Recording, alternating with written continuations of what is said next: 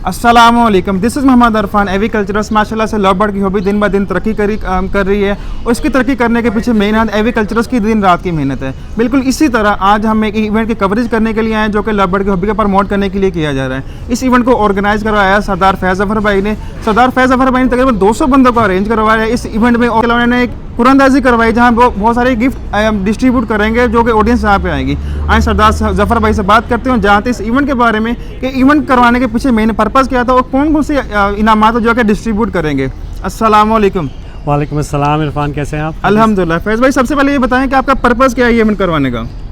जी, ये पर्पज़ है love bird को प्रमोट करने का, लव बर्ड इंडस्ट्री को आगे ले जाने का।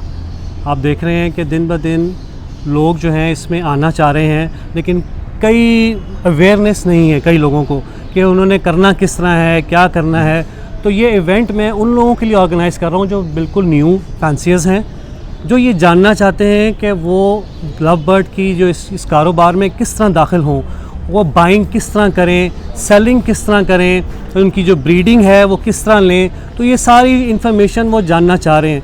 तो मैंने ये जो इवेंट है वो इसलिए ऑर्गेनाइज़ किया उनके लिए कि वो लोग जान पाएँ कि जो भी उनके क्वेश्चंस होंगे वो मैंने जो पैनल बुलाया है, बड़े जो सीनियर हमारे ब्रीडर्स हैं जिसमें सबसे बड़ा नाम जो है नवीद शेख साहब का है, फिर डिलोन भाई हैं, मोहम्मद इलियास साहब हैं, इस तरह और बड़े बड़े नाम हैं, ज़ुबैर भाई, और इस तरह एक एक नाम मुश्किल हो जाएगा, लेकिन काफ़ी अच्छे लोग यहाँ पे जो एक्सपीरियंस्ड हैं इस काम में वो यहाँ पर होंगे। तो दिस इवेंट इसमें मैं जो ऑडियंस हैं उनको मौका दूंगा कि जो उनके क्वेश्चन हैं वो अपने सीनियर्स को पुट करें। ये मैं डिफरेंट करना चाह रहा हूँ कि वो उनको पुट करें, ना कि जो हमारे सीनियर्स हैं वो सिर्फ तकरीर करें और वो सुन के चले जाएं। जो इनके दिल में है, जो इनके जहन में है क्वेश्चंस, आज ये क्वेश्चन पुट कर सकते हैं और सीख सकते हैं। जो भी सीखना चाहते हैं आज इनके पास लाइव जो है वो मौका होगा कि ये सब कुछ जान लें। और फैज़ भाई गिफ्ट हैम्पर कौन कौन से रखे हुए हैं आपने देने आज? गिफ्ट हैम्पर्स मेरे जो है ना मोस्टली मैंने जो रखे हैं वो इस जो हमारी इंडस्ट्री है लव बर्ड इंडस्ट्री उससे रिलेटेड चीज़ें रखी हैं मैंने कि जो लोगों को काम आएँ। जैसे मैंने उसमें एग क्रशर है जिसे हम श्रेडर कहते हैं, एग श्रेडर्स हैं, फिर वो चॉपर्स हैं, कुछ इस तरह की जाग्स हैं, सारी आइटम इस किस्म की हैं जो इन लोगों को मदद करेंगी इनकी एवरीज में। तो और जो सबसे बड़ा इनाम है वो तो एक मोटरसाइकिल का है जो लकी ड्रॉ में निकलनी है। फिर उसके साथ हमने लकी ड्रॉ में जूसर्स भी रखे हैं, कुछ हीटर्स रखे हैं, वो आयरन्स रखी हैं। तो इस किस्म के हमने इनामात रखे हैं इन लोगों के लिए, क्योंकि ये जो मेरे फैंसियर्स हैं नए, ये they are the most important ones, इनके लिए सब कुछ मैं कर रहा हूँ। तो फैज़ भाई आपको क्या लगता है अब तक कौन सी चीज़ें हैं जिन्हें हमें एग्रीकल्चर में इम्प्रूव करने की ज़रूरत है? सबसे पहले तो ये जानने की ज़रूरत है, ये एक्सपीरियंस देने की ज़रूरत है फैंसियर्स को कि उन्होंने क्या ख़रीदना है, कैसे ख़रीदना है, किससे ख़रीदना है। ये जो किससे ख़रीदना है ना, that is very important in the industry. क्योंकि मैं जो आज ना अपना एक्सपीरियंस एक शेयर करूँगा, वहाँ पे स्टेज पे मुझे एक छोटा सा मौका मिला। वैसे तो उन्होंने मुझे बांध दिया है कि जी आपने लिख के बोलना है, तो बहरहाल मैं अपना एक एक्सपीरियंस शेयर करूँगा लोगों से कि मैंने किस तरह शुरू किया, मुझे क्या क्या हर्डल्स आई और मैंने कितने नुकसानात उठाए, किन किन वजूहात की वजह से मैं नुकसान, ताकि ये वो गलतियाँ ना करें और उस स्टेप से आगे लेके जाएं जहाँ मैं पहुँच गया हूँ। तो मैं उस स्टेप को उनको देना चाहूँगा कि वो लोग उस स्टेप पर आगे चलें।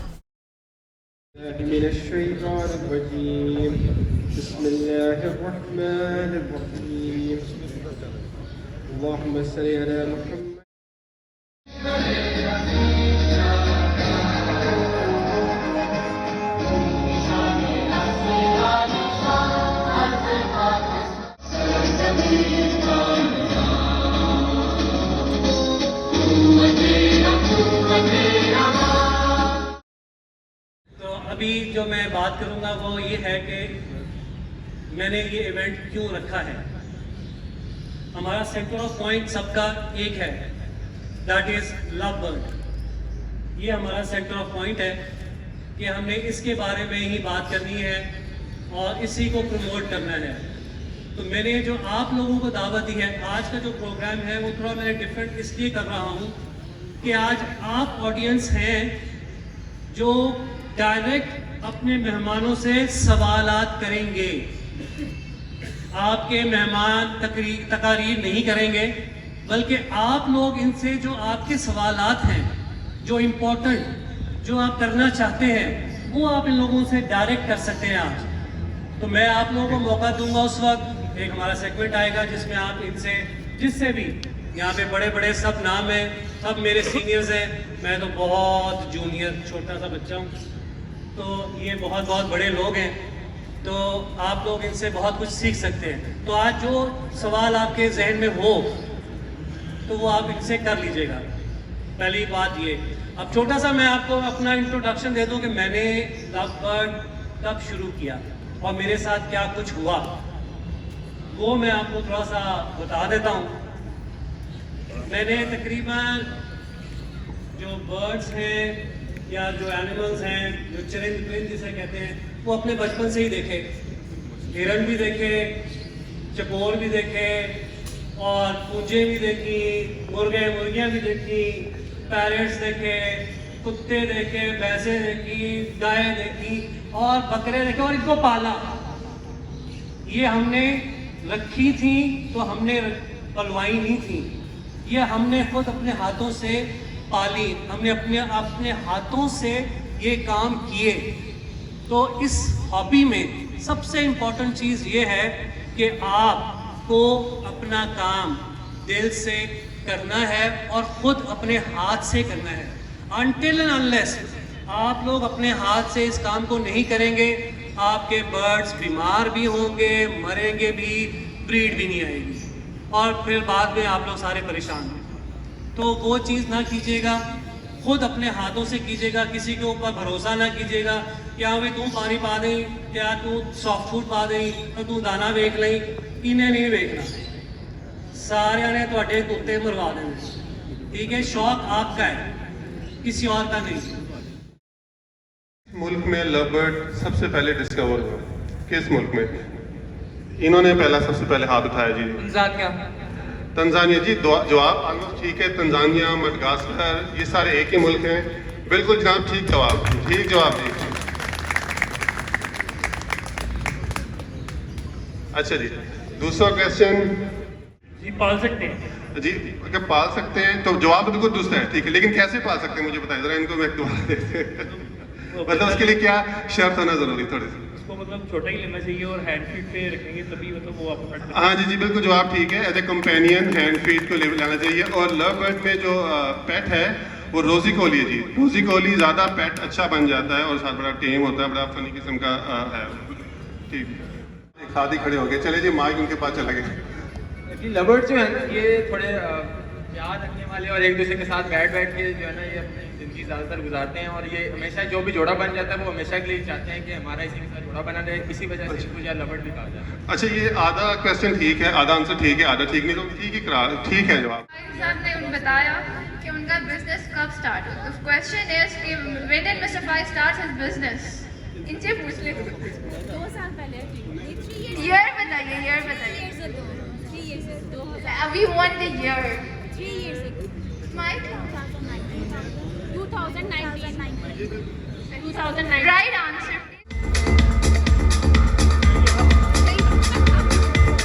जंगे बदर। जंगे बदर बिल्कुल दुरुस्त जवाब। Thank you so much.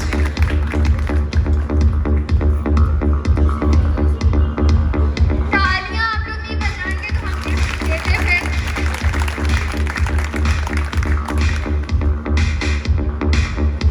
तलवा कौन सी कौम पर उतरा था? किसकी कौम पर आके?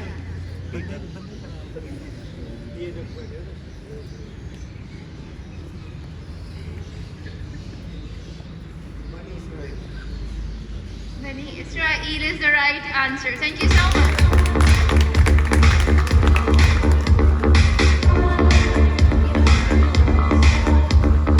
पाकिस्तान की एग्रीकल्चर का सिंबल क्या है? पाकिस्तान में जो एग्रीकल्चर डिपार्टमेंट है उसका सिंबल क्या है? वो एक है, उसका उनसे पूछें। सिंबल एग्रीकल्चर डिपार्टमेंट का सिंबल क्या है? अगर आप एग्रीकल्चरिस्ट बनते हैं तो सिंबल क्या है? पर्सन।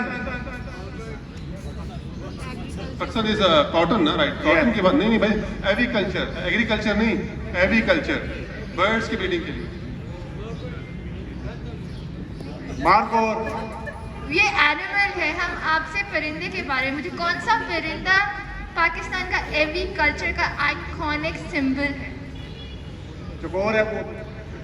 गलत जवाब। आप नहीं, इकबाल में जाए थोड़ा सा, शायद किसी नहीं को आप सबको याद आ गया। Shaheen is the right answer.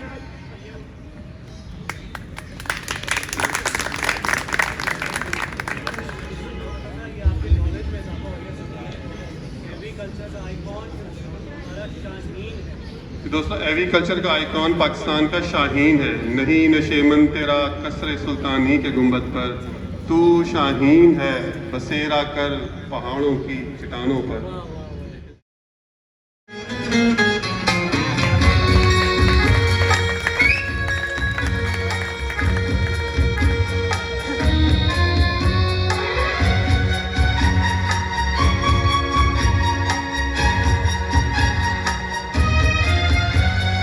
पल पल दिल के पास तुम रहती हो, पल पल दिल के पास तुम रहती हो, जीवन मीठी प्यास ये कहती हो। ਬਨੈਣ ਲੈਣ ਜਾਂਦੇ ਹੋ, ਬਨੈਣ ਲੈ ਕੇ ਆਉਂਦੇ ਹੋ, ਪਾਉਂਦੇ ਹੋ ਤੇ ਪੈਂਦੀ ਨਹੀਂ, ਲਾਉਂਦੇ ਹੋ ਪਾਉਂਦੇ ਹੋ ਤੇ ਪਾਉਂਦੇ ਹੋ ਤਾਂ ਪੈਂਦੀ ਨਹੀਂ, ਪੈ ਜਾਵੇ ਤੇ ਫਿਰ ਲਾਉਣ ਜੋਗੀ ਰਹਿੰਦੀ ਨਹੀਂ। अब दुकानदार क्या कहता है? ਬਨੈਣ ਮੇਰੀ ਵਧੀਆ, ਪਾਓਗੇ ਤੇ ਪੈ ਜਾਏ, ਲਾਓਗੇ ਤੇ ਲੈ ਜਾਏ, ਲੈ ਜਾਵੇ ਤੇ ਫਿਰ ਦੁਬਾਰਾ ਪਾਉਣ ਜੋਗੀ ਰਹਿ ਜਾਏ। थोड़ा सा मिक्सचर हो गया था उर्दू और ਇੱਕ ਵਾਰੀ ਪਾ ਕੇ ਦੂਜੀ ਵਾਰੀ ਪਾਉਣ ਜੋਗੀ ਰਹਿੰਦੀ ਜੀ। ਬਲੈਨ ਤੁਹਾਨੂੰ ਮੈਂ ਦੇਣਾ, ਬਲੈਨ ਮੇਰੀ ਵਧੀਆ, ਬਲੈਨ ਮੇਰੀ ਟਾਪ ਦੀ, ਛੋਟਿਆਂ ਨੂੰ ਪੂਰੀ ਆਵੇ, ਵੱਡਿਆਂ ਦੇ ਨਾਪ ਦੀ। ਜਿੰਨਾ ਚਿਰ ਮਰਜ਼ੀ ਤੁਸੀਂ ਇਹਨੂੰ ਹੰਡਾ ਲਓ, ਬਾਅਦ ਵਿੱਚ ਬੱਚਿਆਂ ਦੇ ਜਾਗੀਏ ਬਣਾ ਲਓ। और हम लोग चाहते हैं कि इसी तरह आप लोग हमारा साथ दें, ताकि हम लोग आगे भी आप लोग खाते रहें। ज़्यादा नहीं, हमारे साथ इस बार हमारी 12 जमातें भी हैं आप लोगों को मिलके खाने की। और क्या क्या एक एक ठीक ठीक ठीक कह रहे हैं आप। बिल्कुल बिल्कुल बिल्कुल। मैं यहाँ पे बताता चलूँ, मेरे जो बड़े कई साहब हैं वो वॉलरी, ये मेरे प्यारे से भाई रिजवान ने 1 घंटे में डिज़ाइन करके दिया था मुझे। ऐसा ही है, थैंक यू वेरी मच।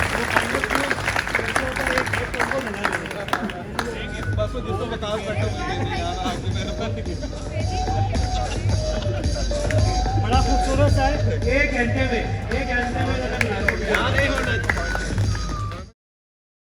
उसके लिए लकी ड्रॉ करने लगे हैं। Will call someone from the audience, कोई भी आ जाए, हाथ खड़ा कर दें, आ जाए जी। ये ऑडियंस ही करेगी, ये ऑडियंस का प्रोग्राम है, ताकि हमें बात में ये भी लगे साढ़े अपने बंदे से काट देते हैं। हमारा इसमें नाम नहीं है, फाइल में नहीं डलवाया। मुझे बड़ा खाया लोगों ने, मैंने कहा नाम नहीं माना जी, नाम बताइए। 37 नंबर। 37 नंबर। 37 तालियां तो बजा लें, तालियां। Jasmine, please give a big hand. 181 Abdul Qayyum. Abdul Qayyum साहब कौन अब्दुल है? कयूम साहब 181 है, ये मेरे भाई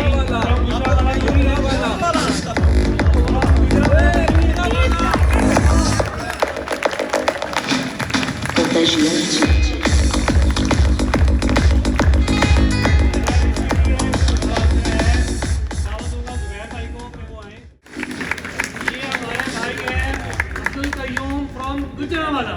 ये हमेशा आपके अपने भाई from गुजरावाला। अस्सलाम वालेकुम वरहमतुल्लाहि वबरकातुहू। जी दोस्तों, कैसे हैं आप? आपका अपना भाई, आपका अपना दोस्त अब्दुल क्यूम फ्रॉम गुजरात। राशिद नाम है जी, 84। राशिद साहब 84 आपकी किस्मत बहुत He has been a very lucky person.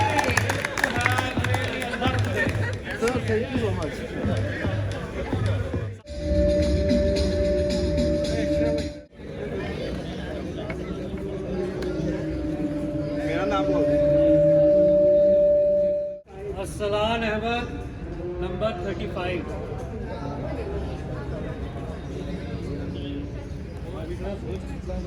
Clapping के साथ please.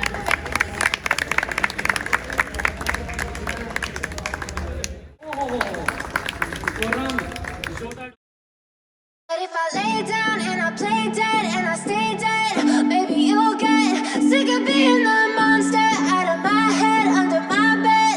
Think you're something out of my nightmares, standing right there. But if I lay down and I play dead and I stay dead, then will you get bored of killing me? Silhouettes of you are like a taunt. Never really know just what you want. With you I don't ever feel calm. I can feel the sweat inside my palms. Play with me like cats and a string. साहब ने जो ये यहाँ माहौल किया हुआ है माशाल्लाह, अल्लाह पाक इनको बहुत बरकत दे और बड़ी अच्छी इन्होंने माशाल्लाह अरेंजमेंट की है। दूसरी बात जो डॉक्टर साहब ने की बर्ड थी, देखिए बर्ड मेरा हमेशा से मानना ये है कि बर्ड हमें हर वक्त बर्ड खरीदने की रेस में हमें नहीं लगना चाहिए। अगर आप बर्ड की क्वालिटी पे काम करना चाहते हैं तो आपके अंदर पेशेंस का होना बहुत लाजमी है। अगर आप पेशेंस नहीं है आपने और आप जिस तरह के एक पौधा लगाया आपने और रोजाना निकाल के उसकी अगर आप जड़ चेक करना शुरू कर देंगे तो वो कभी वो बड़ा दरख्त नहीं बने। तो ये सवाल है कि 2-3 सालों से बहुत ज़्यादा ये सुनने में आ रहा है कि लव बर्ड्स ख़त्म हो जाएगा, लेकिन लव बर्ड ख़त्म नहीं हुआ। उसके मुतल्लिक शेख साहब ये जवाब दें कि क्या ये मुमकिन है कि इतने सालों से लव बर्ड शुरू है लेकिन अभी तक ख़त्म नहीं हुआ, फिर भी बार बार लोग ये कहते हैं कि लव बर्ड ख़त्म हो गया, ख़त्म हो जाएगा, ख़त्म हो जाने वाला है।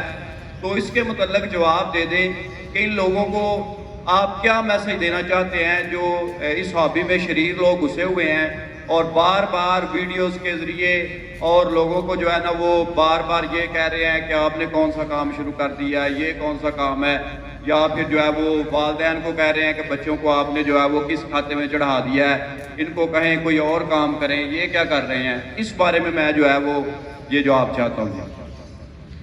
जी, बड़ा अच्छा सवाल है और ये तकरीबन हर फैंसियर का सवाल होता है और अगर वो सवाल पूछते नहीं उनके सर पे ये सवार होता है जिसकी वजह से वो आगे प्रोग्रेस नहीं कर पाते।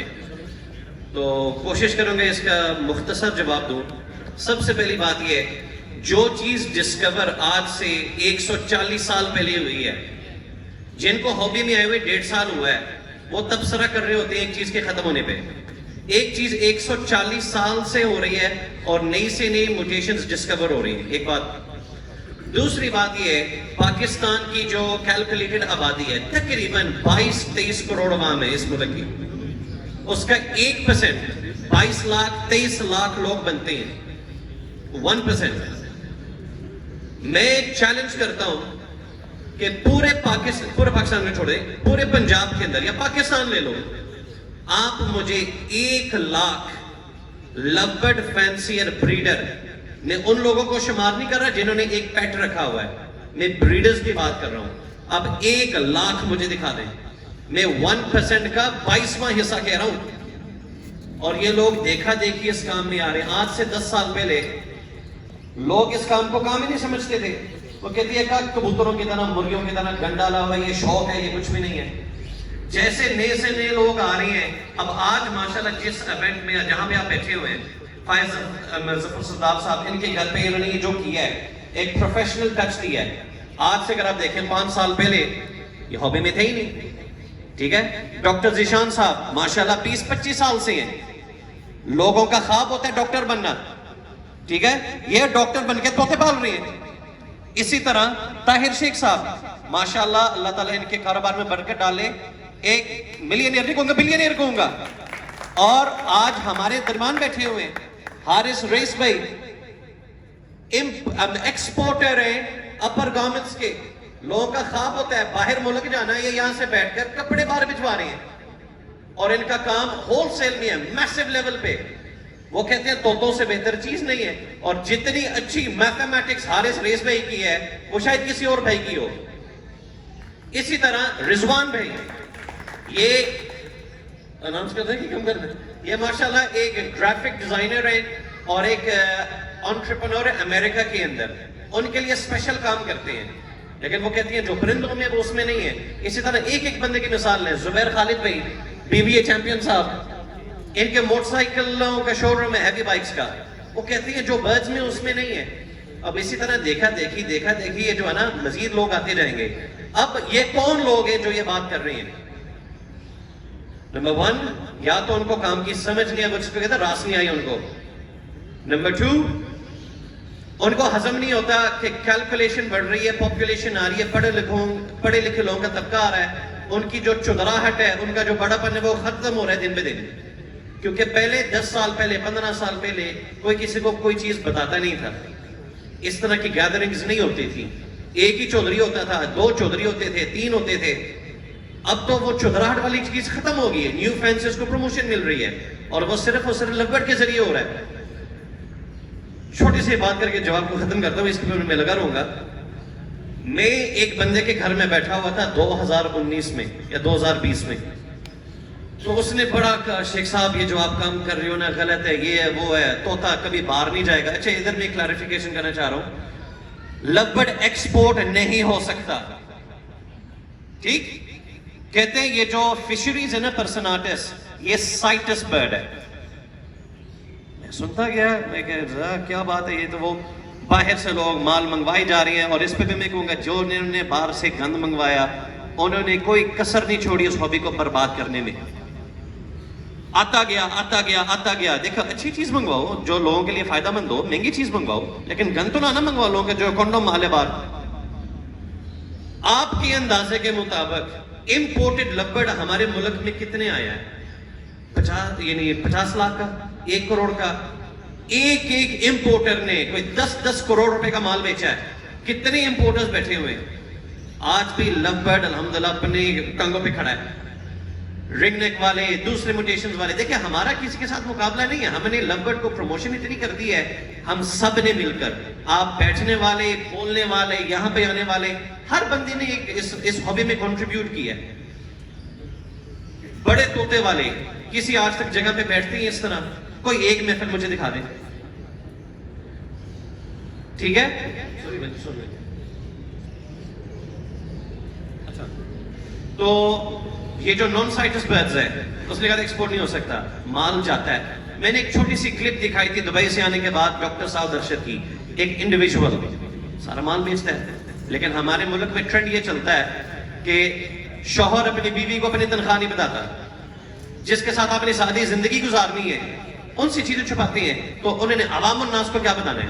एक कल्चर है हमारे मुल्क के अंदर। इंग्लैंड के अंदर ये चीजें नहीं थी, तो मैं जितना कर सकता था मैंने एक्सपोज करने की कोशिश की कि ये होता है वो होता है। वजह जब मैं आया था 2000, मैं अपनी जो तकरीर है ना मैं इधर ही करने लगा हूँ, सही है ना, ताकि मैं स्टेज पे ना हूँ। जब मैं आया था 2009 के अंदर, वालिद साहब ने कई कारोबार किए, उनका नुकसान हुआ और बहुत नुकसान हुआ, कैपिटल अपने घुमा दिया, सब कुछ किया। तो मैंने बहुत रफ टाइम देखा है, मैंने इस तरह जिंदगी देखी है, ऊंच नीच फाइनेंशियली। ये तोते सहारे, मैं किसी और की बात नहीं करता, मैं अपनी बात करता हूँ। इंग्लैंड में पैदा हुआ, मेरे वालिद साहब इंग्लैंड में पैदा हुए, पूरी फैमिली पाकिस्तान शिफ्ट हुई। वहां पे लाइफस्टाइल अलग है, उस लाइफस्टाइल को पाकिस्तान में एडजस्ट करने के लिए आपको कई लाख रुपए महीने के चाहिए। और मैं ये दावे से कह सकता हूँ कि मैं परिंदों के अलावा और कोई कारोबार नहीं करता, मैं और कोई काम नहीं करता, मेरी फैक्ट्रीज नहीं है। और जो लोग कहते थे शेख साहब आपकी नौकरी तो थी लाहौर मकतब में, मैंने वो भी छोड़ दी है और वो छोड़कर कोई प्लास्टिक की फैक्ट्री नहीं खोलने लगा, इंशाल्लाह लवबर्ड्स में ही हूँ। बाकी इसका एक स्कोप है इंटरनेशनल लेवल पे, मैंने एक मुवाजना दिखा दिया। अरबी ममालिक में किस लेवल गंद पड़ा हुआ है, उधर किसी ने मेहनत नहीं की, कोशिश ही नहीं की, वो एक एवेन्यू है, खुला है। जो मैदान में भाग सकता है भागे। अब लोगों की कोशिश है कि वो कमरों से शुरू होती हैं, फिर वीडियो से शुरू होगी, वीडियोस पे आए नहीं वो खुले मंजर यहाँ पे अंदर खाते लपड़ ना लाई मर जाएगा, वो रुल गया, ये हो गया, वो हो गया। एक बंदे की अप्रोच है, एक बंदा, कई सारे बंदे हैं कि उनकी बुनियाद ही लब्बड़ से बनी है, और आज आप लब्बड़ को ही कराने के चक्करों में हो। कई लोग हैं जिन्होंने कभी जिंदगी में लब्बड़ लगाया ही नहीं, एक्सपीरियंस नहीं किया है, उसको कराने के चक्करों में है। जो बिग पैरेट्स वाले हैं, मैं बेशुमार नाम तो नहीं ले सकता, बेशुमार लोगों को जानता हूं जिन्होंने बिग पैरेट्स रखे हुए बड़े पैमाने पे अंदर खाते लबस लगाए हुए। उनकी बेसिक मजबूरी होती है ना, वो फिर मुझसे रब्ता करते हैं, और मुझे तो पता कौन कौन है, किसने अंदर खाते वो दूर दूर कमरों में ब्रीड कराए हुए। तो लबड़ को कुछ नहीं होता, बशर्त आप अपने आप को वक्त के साथ अपग्रेड करते रहे। देखें ये एक चीज है कि पाकिस्तान में जिस तरफ हवा रुख हो जाती है ना, लोग उसी तरफ मुड़ते हैं। वो कहते हैं अच्छा अल्बिनो सारे अल्बिनो, क्रिमिनो सारे क्रिमिनो, ऑफलाइन सारे ऑफलाइन। अल्बाइनो रेड आई नई एलएसपी के शो में जीता है, यानी बेस्ट ऑफ शो, ना ही एसीपी के शो में, ना ही किसी यूरोपियन शो में, ना ही किसी और मुल्क के शो में। जीता क्या था? हैरी मोल्डर का ऑफलाइन, यहां पे ऑफलाइन, उनका ऑफलाइन। हम शॉर्टकट्स तलाश करते हैं बगैर मेहनत के।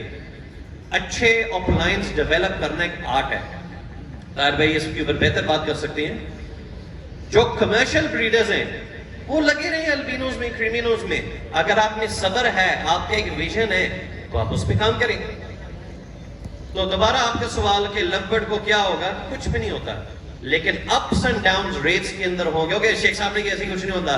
एक चीज 2 लाख की है, उससे अगली से उससे अगली म्यूटेशन बाहर के ममालिक में आ चुकी है, और आप अभी तक वो जो है ना वो ग्रीन यूविंग पे लगे हुए हैं। तो अब इसमें आपका कसूर है, उनका तो कसूर नहीं है ना।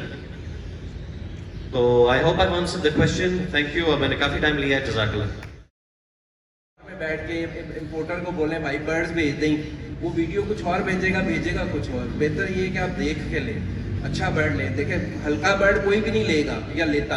अब 10 बर्ड आपको एक जगह पे नजर आएंगे, नीचे बैठा हुआ कोई भी नहीं लेगा, बीमार कोई भी नहीं लेगा, लेकिन आपको इंपोर्टर भेज देगा, और बाद उस कराची से या जहाँ से भी आप ले रहे हैं उसने एक दफ़ा बर्ड्स वहाँ से निकाल दिया, वो आपका हो गया। तो मेरा तो ये एक्सपीरियंस है, उसमें कोई मसला नहीं आता। अगर बर्ड हेल्दी है तो मसला नहीं आएगा।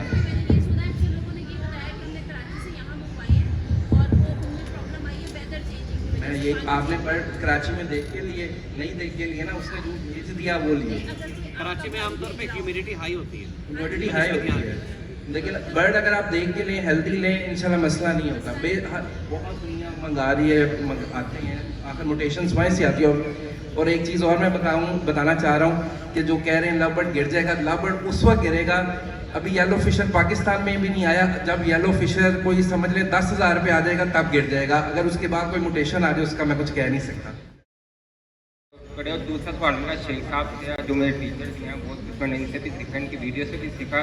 शेख साहब आजकल ट्रेंड चला हुआ है, लोग यूट्यूब पे वीडियोस बनाते हैं कि 2 लाख लगाओ, 20 लाख कमाओ, 4 लाख लगाओ, मंथली 2 लाख कमाओ। कि जब उनको पता कि पहले क्लास में डैडिंग छल होता है कि अंडे सर्वाइव नहीं करते, बच्चे चिक मरते हैं, इसके बारे में आप कुछ बताएं। अच्छा, पहला क्वेश्चन जो आपका था जी 1 लाख रुपए है तो मैं कैसे उसको मैनेज करूं?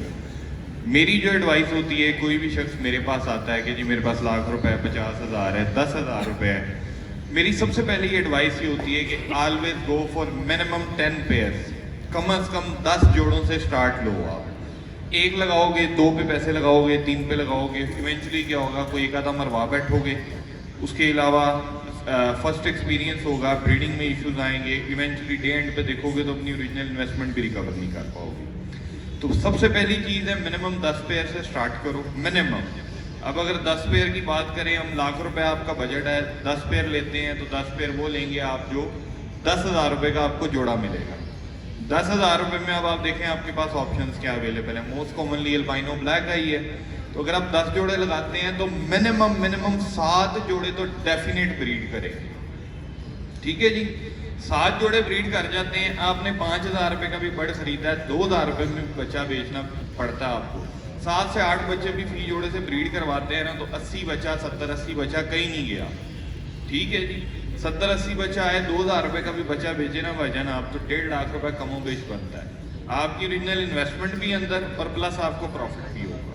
तो यही अगर आप 1 लाख के 1 जोड़ा या 2 जोड़े ले लेंगे, इवेंचुअली रखना नहीं आएगा, प्रॉपर एनवायरनमेंट नहीं दे पाएंगे, प्रॉपर डाइट नहीं दे पाएंगे, and eventually you will fail in this field. और फिर आप कहेंगे कि भाईजान ऐसा तो बड़ा काम ही कोई नहीं आएगा। ठीक है जी। और एक चीज़ मैं यहाँ पे मज़ीद एडिशन करना चाहूँगा, बाइंग। आपकी सक्सेस आपकी बाइंग पे डिपेंड करती है। बाइंग करते वक्त चंद चीज़ें हैं जिनका आपको खसूसन ख्याल करना चाहिए, क्योंकि मोस्ट दोस्त ऐसे हैं जो फर्स्ट ईयर में ही बहुत अच्छा अर्न करते हैं, बहुत सक्सेसफुल जाते हैं, और बहुत से दोस्त ऐसे हैं जो पहले ही साल जो है ना वो सारा कुछ तबाह करके कहते हैं कि फाइनेंस तो बड़ा काम नहीं, कोई नहीं। तो वो गलती किसी की नहीं होती, गलती उनकी अपनी होती है। अपनी बाइंग करते वक्त चंद चीज़ें जिनका आपने ख्याल करना, सबसे पहली चीज़ अगर आप स्प्लिट लेने जा रहे हैं तो भाईजान पेरेंट्स देखें, बंदे को देखें, फिर बाय करें। अदरवाइज को कसमें भी खा लेना कि अल्लाह की कसमें स्प्लिट है गाई, वो देखे हाथ जोड़। ठीक है जी। दूसरी चीज़ जो आपने इसमें कंसिडर करनी है, पेरेंट्स की एवरेज लाजमी पूछनी है अगले से कि यार इसकी माँ ने कितने अंडे दिए, कितने बच्चे निकले, कितने उसने खुद पाले, कितने आपने फॉस्टर किए। याद रखें ये चीज़ें इनहेरेंट होती हैं, ये जेनेटिक्स के अंदर जेनेटिकली पेरेंट्स से चिक्स में ट्रांसफ़र होती हैं।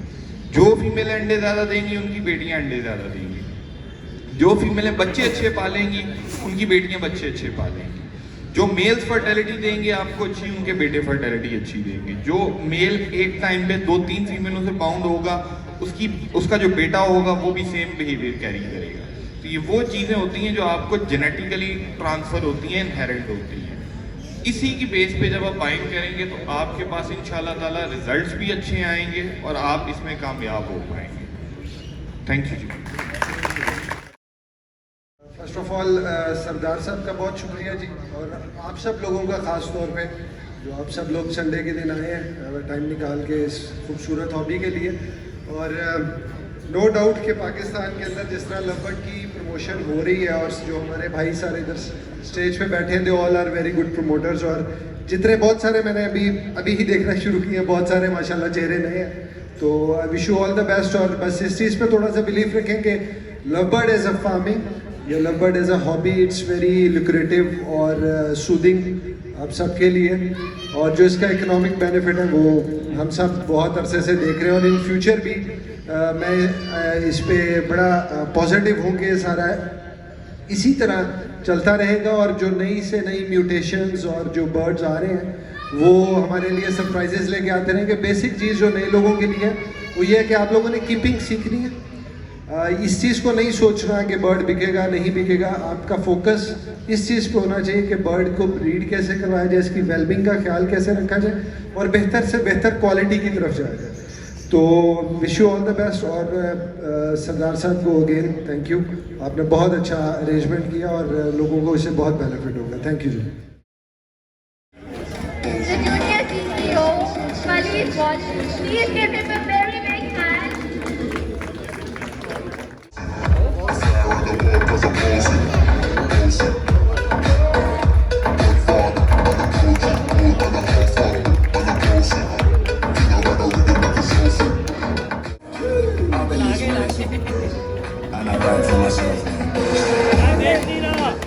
देख नहीं रहा, हिला रहा हूँ, आ रही है। देखी आप खड़े क्यों हो रहे सारे? इसके लिए ताली बजेगी ज्यादा, जिसकी भी नहीं सर अभी नहीं, नाम लेके फोन नंबर रवीश एक नहीं है, ये नजर नहीं आ रहा।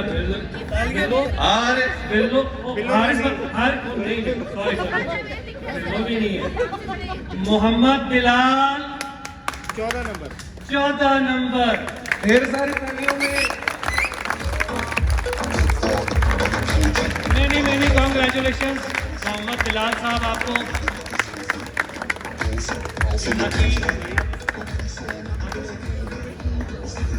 तालियां बजती रहनी चाहिए।